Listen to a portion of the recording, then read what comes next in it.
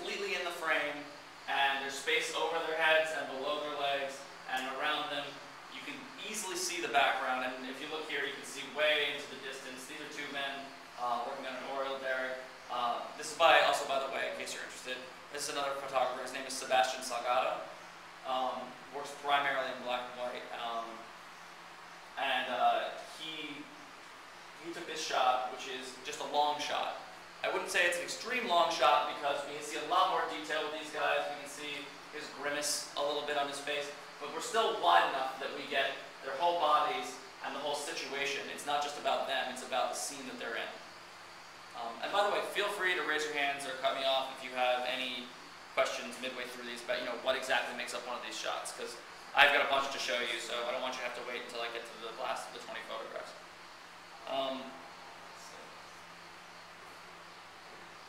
So this is by a photographer named Annie Leibovitz. She is very famous for having followed the Rolling Stones around for years. As well as The Who and a lot of American bands. And she worked for Rolling Stone magazine for a lot of the 60s and 70s. She was a house photographer, followed the Rolling Stones during their wildest years, apparently. Then she moved and worked for Vanity Fair magazine. She's taken a huge amount of covers for both of those magazines. If you've ever seen the Rolling Stone with John Lennon and Yoko Ono on it together, or recently the Vanity Fair with Tom Cruise and Katie Holmes and Suri Cruise. She took the pictures of that baby. The first pictures that they allowed to be published. She's a very interesting photographer. But anyway, this is more about the framing of the photograph. This is a medium shot. One thing I need to stop and pause on is that there are essentially two ways you can orient a rectangular photograph.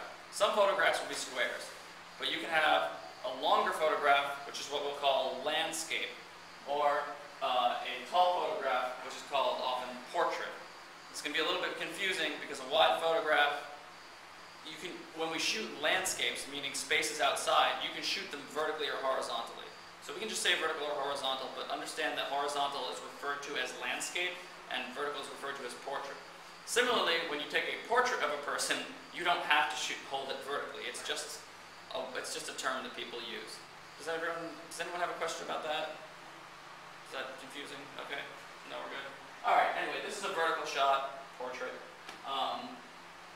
It's a medium shot. Note that the full body is still in frame, but it cuts off just below the foot, just above the head. This is not an absolute requirement, but it's about the range of a medium shot.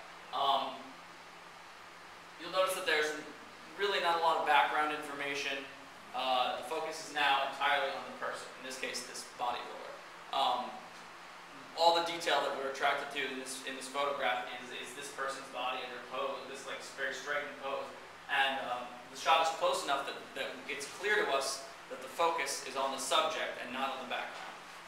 But nonetheless, it's still wide enough that we get their whole body and see that full picture. And then we see that they are standing in some kind of space.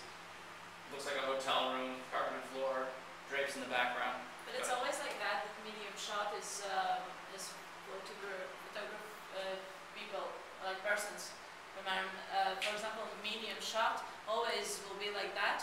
That there will stand person which head is on the top of the frame and the legs. Are you asking if it's always like that?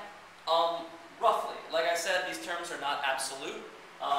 This would be about the average of a medium shot. If there was a little bit more space, you could still call it a medium shot, but when you start to get a lot of background in it, I would start to call it a long shot. But the whole point is not the exact framing. The point is that at the medium shot, it starts to become about the subject, or the subject becomes the person rather than the background. And you'll notice that I'm focusing on photographing people, because I'm assuming you're going to be photographing people a lot. When if you're taking a picture of an object, it's very hard to say, the laptop's head is in frame, or are the sunglasses feet at the bottom of the frame? It gets different, but that's why I use the term subject and not object. The subject of the photo, once you get to a medium shot, is the person, and it's not the surrounding. If you've got cut off, here maybe, and the very top of her head touched the top of the frame, you can could still call it a medium shot. But what's more important to think about is that the subject is now in the foreground and is now the focus of the picture.